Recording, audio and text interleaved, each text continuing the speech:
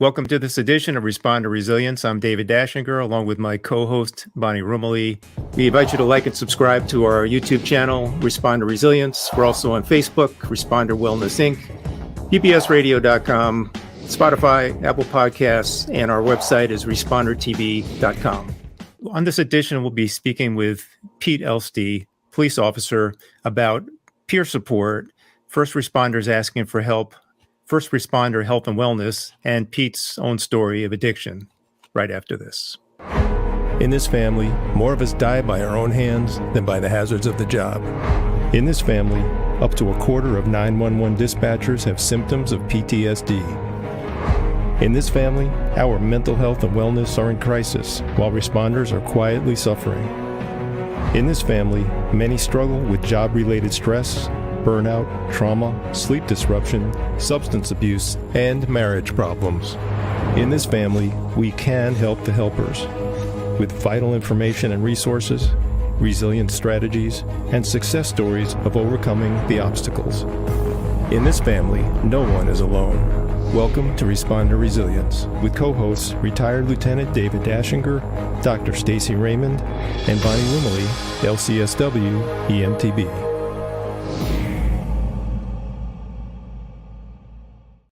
On this episode, we'll be speaking with Peter Elste, who's been a police officer for 21 years.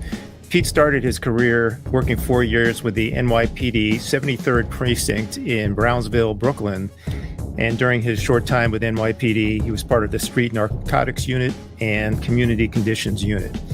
He's currently serving with the Danbury Police Department, where he is a field training officer, crisis intervention team coordinator, and a member of the Emergency Services Unit and peer support team. Pete also serves on the executive board of Responder Wellness Inc., a nonprofit organization that works to support first responders in the state of Connecticut. Pete, welcome. How you doing? Thanks for joining us, Pete. David gave a good intro there, but I wanted to have you elaborate a little bit on the special trainings that you hold within your department. Well, been with the department for 19 years and, became a field training officer, taking on the new guys that come in, showing them the way that we do it in Danbury when you come out of the academy. It was always a passion of mine to go into the emergency service unit or SWAT team down in New York City. So when I came up to Danbury, I trained, I got tested and, was on that team for like 10 years. And then I started getting into crisis work, connecting with people out there in the city of Danbury. And someone thought that I had a good skill set of connecting with people, and they said, "Why don't you join the crisis team?" And I did, and they took me in, and I've been doing it for 12 years, and now became the crisis coordinator, and then also becoming part of peer support and trying to connect with my peers. So I'm curious about why you took on the coordinator position, and how is that different from being a member of the team? Well, for the 19 years that I've been with the police department, I saw that mental health was becoming more and more of the calls that we were going on. So I started getting trained more and more into the crisis work, and there have been other coordinators before me that did just as good as the job. We've had clinicians that come and ride with us, and they help us out as well. And there was one of our coordinators, the most recent one, was going to retire, and someone approached me and said, "You'd be good at it. You'd really be good at it." And I took on the role, and there's not been positive feedback.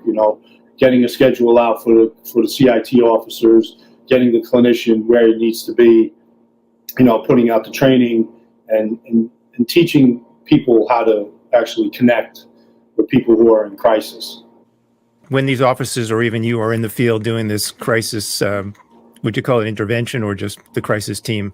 It is a crisis intervention team. So we do get the calls will come into dispatch, and it'll be labeled as a crisis intervention call, depending on what they say. And If I hear the radio, if I see that it's maybe could be a little bit more than that, I'll respond with the clinician, and we'll give a little feedback. It doesn't have to be you'll be a check well-being, and that person who may go into crisis or who is in crisis can talk to the clinician and can be put on the right path. Right, so you can actually handle it right there in the field with a trained mental health professional. Absolutely.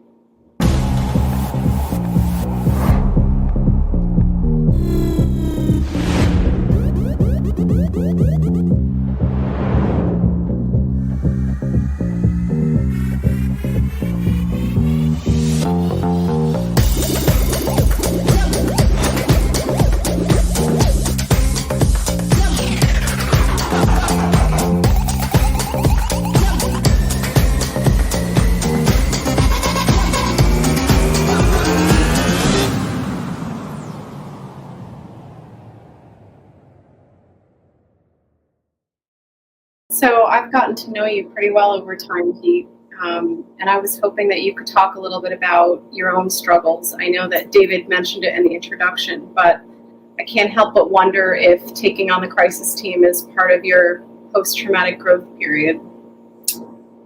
As many people know who are very, very close to me, I am in recovery from alcoholism. The part of doing crisis is, I think my alcoholism, or the disease that I own to myself and that I work on, I think that helps me through the crisis, being a coordinator, being on the crisis intervention team. It helps me to connect with people. I don't really speak of my story, but I know I kind of feel for them what they're going through. And I had a long time of struggles with alcoholism, and got on the right path with a lot of support.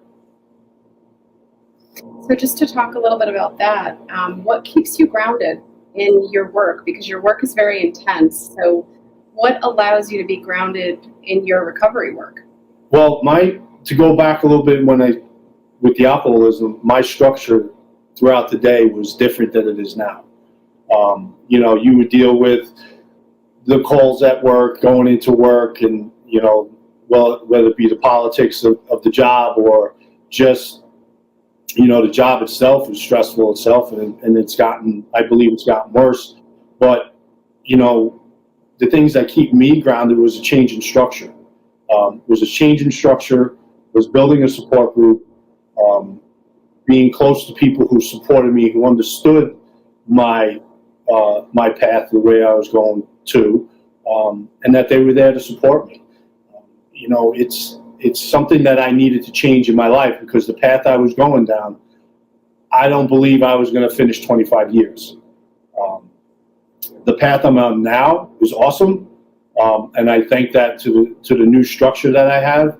I thank that to people like Bonnie here and Stacey Raymond, my therapist, and Respond to Wellness Inc. and my peers at work. Coming out of a rehab and the open arms and support that I got from my peers was phenomenal. People were like, "We knew you can do it, Kate, stay on the path." They still check on me. I mean, it's a great feeling. I'm not going to lie to you, but I went to rehab twice. The second time was the spark, was the light.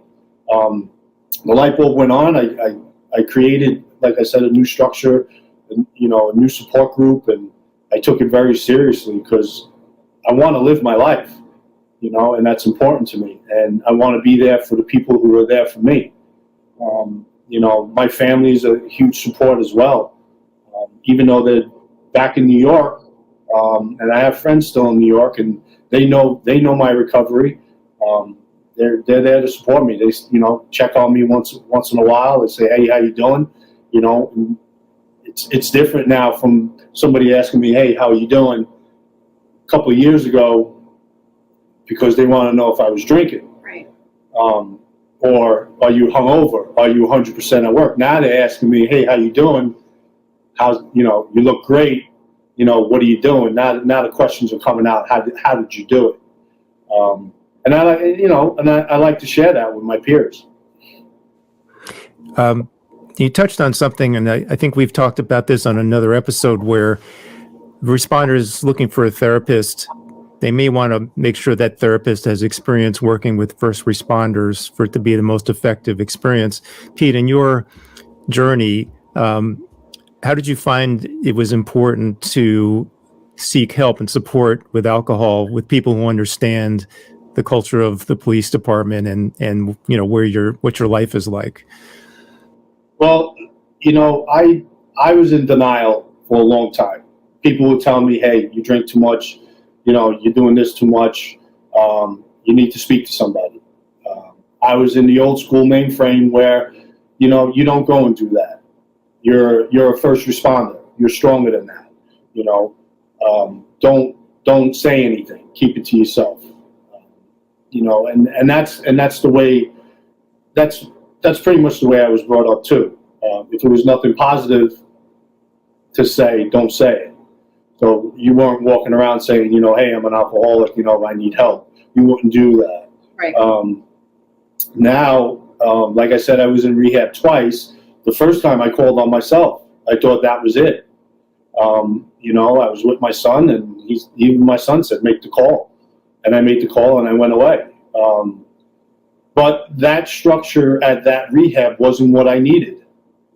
My sergeant, Sergeant Kopinski, came to my house, and he was awesome. He got to me where I needed to be, but it wasn't the right place.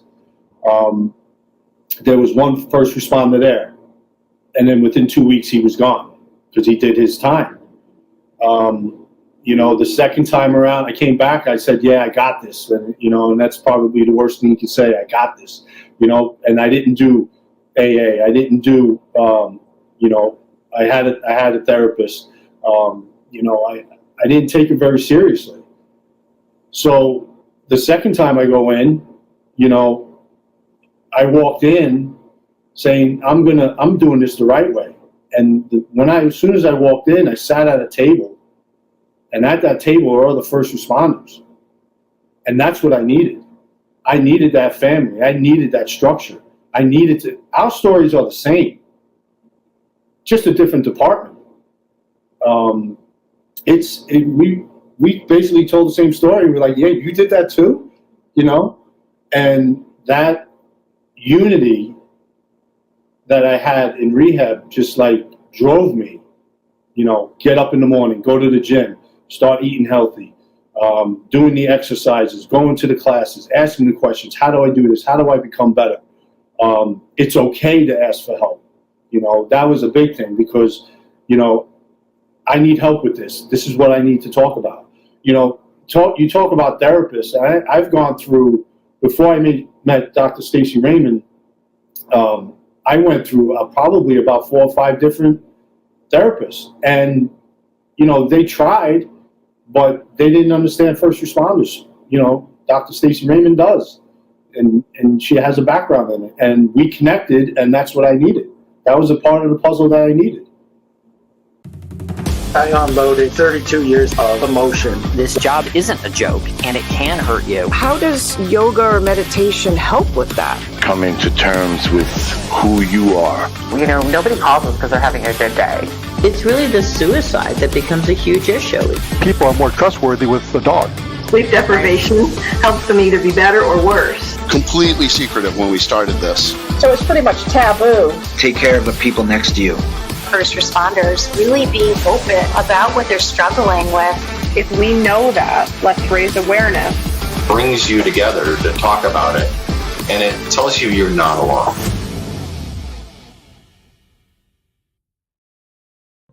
Listening to you talk, it just sounds like peer support has been so monumental for you. And I would guess that would be the same for first responders everywhere. To be with your brothers and sisters, sharing a struggle, sharing what works for you, I think is so important. Can you talk a little bit about peer support, how this better suits you to be a peer support model, and how that works for you? Bonnie, it's funny how you say peer support and how I became part of it. I think my struggles in the past and the education that I have now, and I'm not the guru of my disease. I'm still learning about my disease because I want to keep that disease behind me, because I know at any time that disease can come up and just take over. What I've learned and what I do, I'm there for my peers at work. I'm there for anybody, any first responder that wants to come and talk to me or pick up the phone or send me an email, and I can tell them how I did it, because something I did could help you, and that's why I became part of peer support. Peer support is much needed now because the job of being a first responder has changed dramatically. There's a lot more stress on the job. I mean, you talk about stressors, life incidents that you see as a civilian, you may see 1 to 3, right? Yeah. And then we see numerous. What's the number? 800, right? It's probably more than that. More than that. But being part of peer support for Danbury Police Department, I don't care what it is that you're having problems with. You just sitting down and talking to somebody else outside those 4 walls.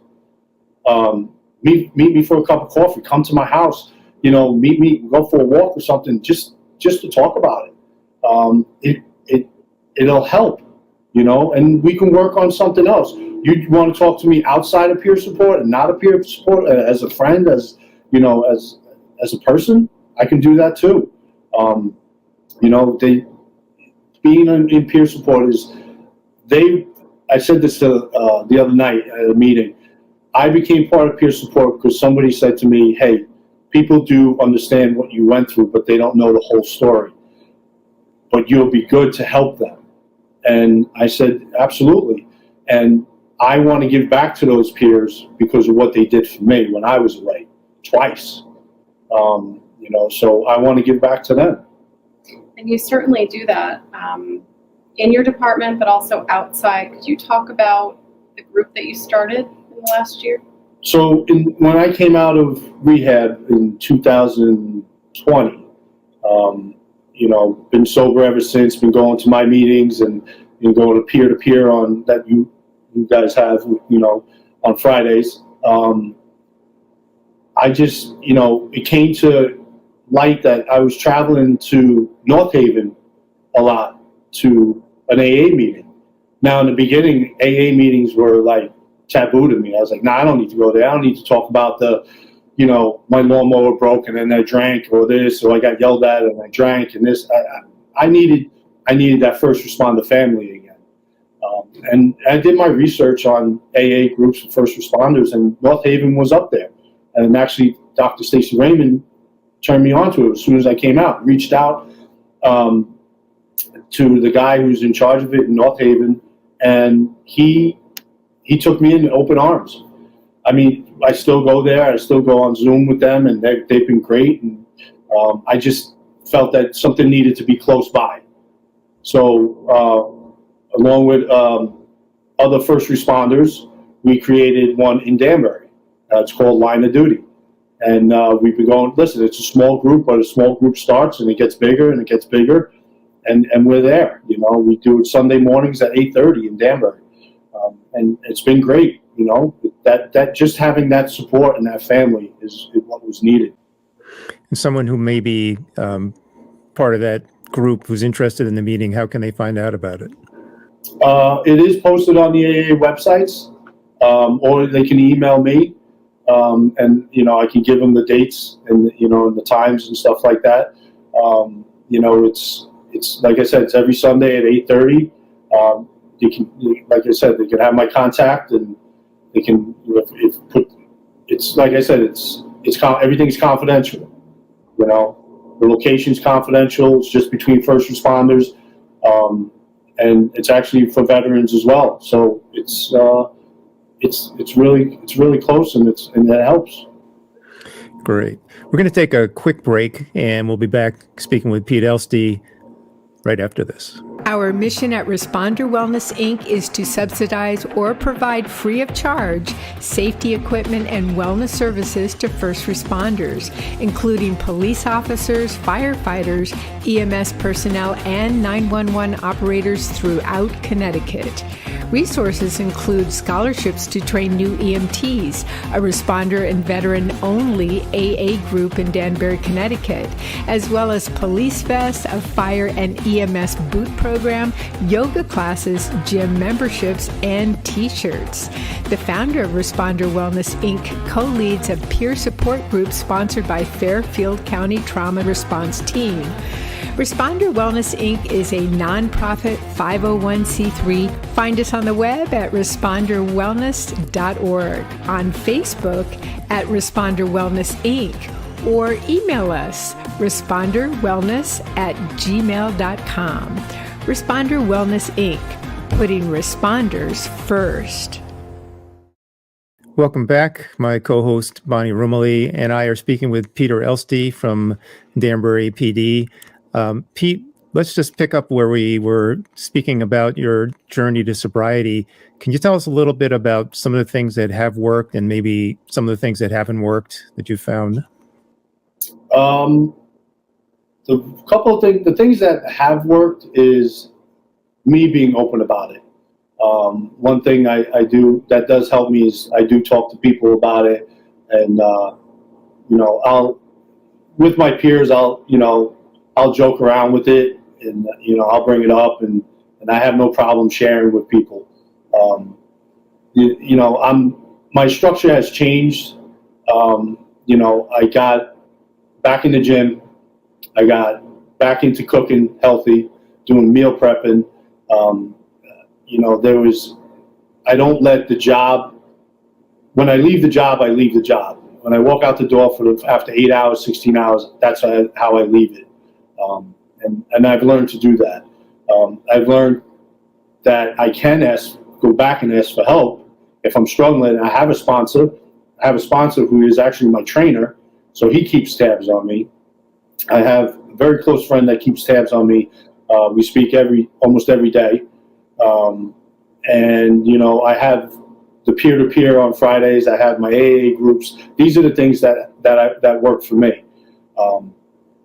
Being in a different structure than, what didn't really work was letting the job get to me. The stresses of the job, like the politics of the job, or the overtime, or maybe too much overtime, the lack of sleep. I watch my health now. I think about, I always think about if I was still going down that path of alcohol, how would I feel today? And I ask myself that. And when I wake up in the morning, I always say, I feel great. I go through my routine. I also have a canine now. He's a service dog. He keeps me well grounded, keeps me busy. And I can thank much many mankind for that. They've done a great job with veterans and first responders. When I see his name's Kaiser, so when I see Kaiser when he's going to come walk through the door, his tail's wagging, he's jumping on me. There's nothing better than that. It's like, what? I worked 8 hours and I did what? You forget about it. I also keep in contact with my friends who understand what I'm going through, and they're there to support me. You got to change things in your life to move on, and it's got to be in a positive way. Even the littlest things. I mean, I'm not a big book reader, but people say, "Well, I need to start reading books again." Well, go ahead, fill in that void. My problem, David, was, and Bonnie knows this, was work and then come home and be isolated. So I would think about, well, if I'm going to be home and I'm cooking, why not have a drink? Well, that drink led to 1, to 2, to 3, the other thing that really, when you talk about things that work for you, is it's definitely speaking to somebody, the therapists and stuff like that. You got to have one you connect with. I do check-in with Dr. Stacy Raymond all the time. Hey, I need to check in. Okay, do a little check-in, maybe a little EMDR, because it's not only the alcohol that I had a problem with. I had some childhood trauma, and I have traumas from the job, from, NYPD was 9/11, being shot at twice, there's just different calls that you go on. Could, the littlest call. Could be a car accident that, children were hurting, not severely, but, when you have children, my kids are older now, but I love them very much. Something may trigger a trauma. And then, I'll have to do a check-in, and I'll do buddy checks on people, and I'll check on these people, that, hey, how did that work for you? I mean, I talked to Stacy Raymond about one. I talked about it on peer-to-peer. I was on the back end of a double 16-hour shift, and it was like an hour left in the shift, and boom, head-on collision. We had to pull a guy out and do CPR, but he didn't make it. I mean, me and another guy from Danbury were doing CPR, and that's trauma, But it's definitely you have to do a self-check. We talk about situational awareness, when we're out there doing the job, but it sounds like that's what you're doing on a personal level as well, being very situationally aware of what's going on. Yeah. I think that the place you've gotten to now, you're not putting out fires within yourself. You're in a phase where you're preventative, and you're saying, okay, I'm checking in with myself. I've had a rough day, or I had this rough situation, and I know that I need to check in about it and be proactive, so that it doesn't pile up and become a bigger problem for you later. And I think the other thing as a therapist, just sitting here listening to Pete talk about what's happened in his life, is it speaks to the importance of having multi-factors in recovery. There isn't one magic thing that happens to make people better, and I think a lot of people are waiting for that magic bullet, whether it's, this perfect therapist who's going to fix it all, or this perfect medication they're going to try that'll fix it all. But the reality of it, and Pete is a living example of this, is it is a multi-pronged approach. You need a therapist, you need peer support. I think peer support is grossly underused just in the general population, let alone in the first responder realm. So I think that what Pete does really embodies doing a multitude of things to keep yourself physically and mentally healthy. There's no one thing. So if that's something that I would love our viewers to really recognize, is that there are many things that are going to help you get better, not one. And I think that Pete's story shows a story of resilience.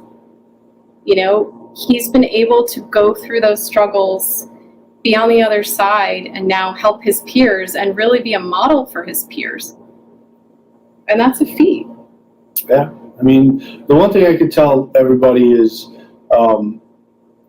everybody has demons, everybody has struggles. You need to check up on yourself.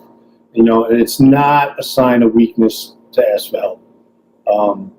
You do it on your own. When people check in on you and say, how you doing? Tell them, let it out, take the 10, 15, 20 minutes, whatever it is, or check in with your therapist, and find the right one, do the research on it.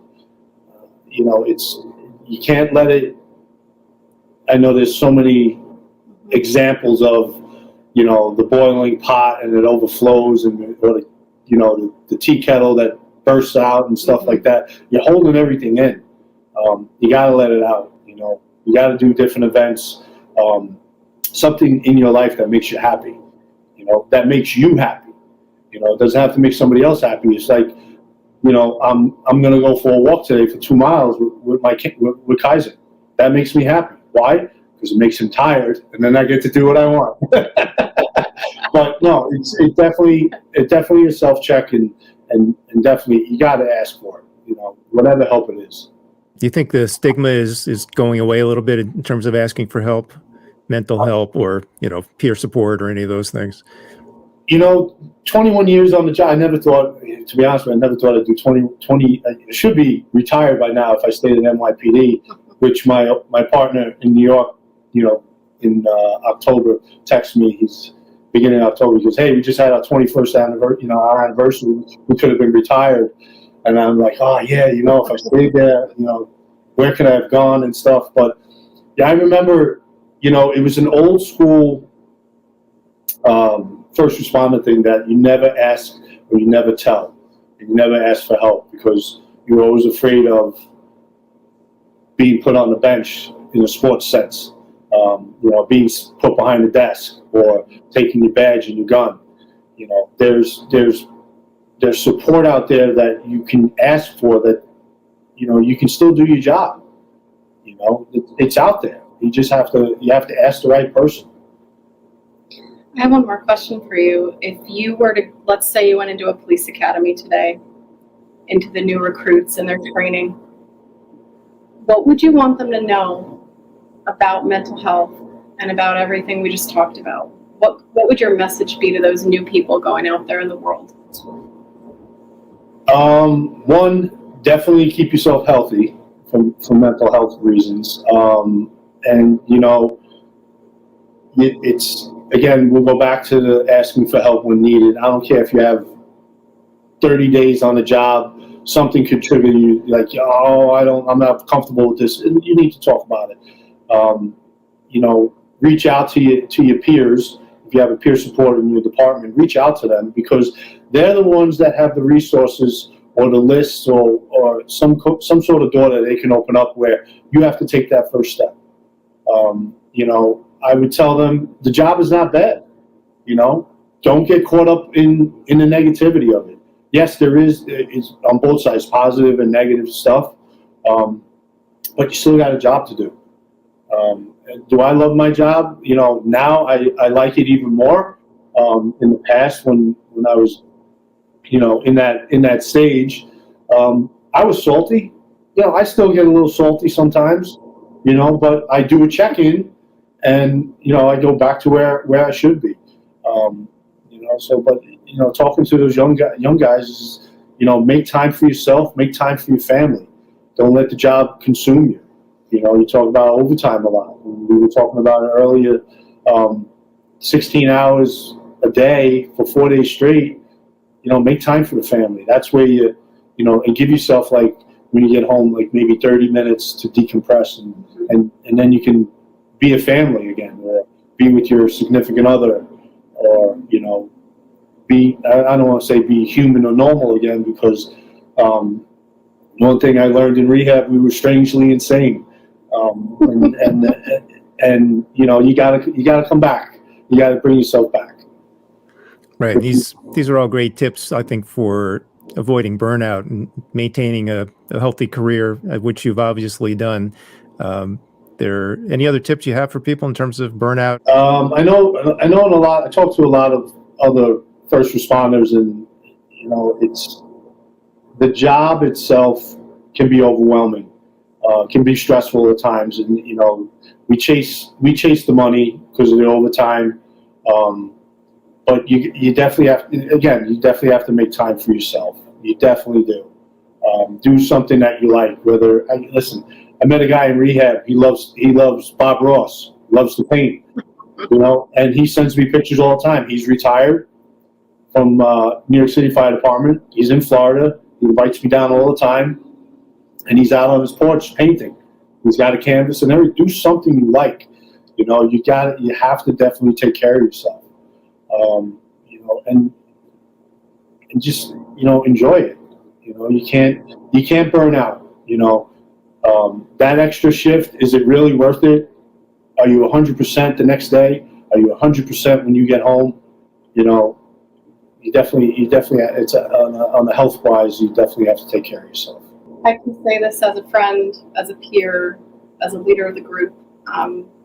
You're an inspiration, and I hope that people listening today see what's possible for themselves and the people around them, because you're the example. Well done. Thank you. Kudos, Pete. How can people find you out there if they need to get in touch? You see it on your screen, Pete Elste, ELST at Danbury, -ct.gov. Call down to the Danbury Police Department. ask to leave me a message, and it'll get to my voicemail, and I'll reach out to you as soon as I get it. Sounds good. Bonnie, Pete, thank you so much for being here on this episode. I think it's vital information we're talking about, and thank you for being so willing to be open and honest and share your story, your journey, and your success. Thank you, David. Thank you, David. We invite you to like and subscribe to our YouTube channel, Responder Resilience. We're also on Facebook, Responder Wellness Inc., PBSradio.com, Spotify, Apple Podcasts, and our website is respondertv.com.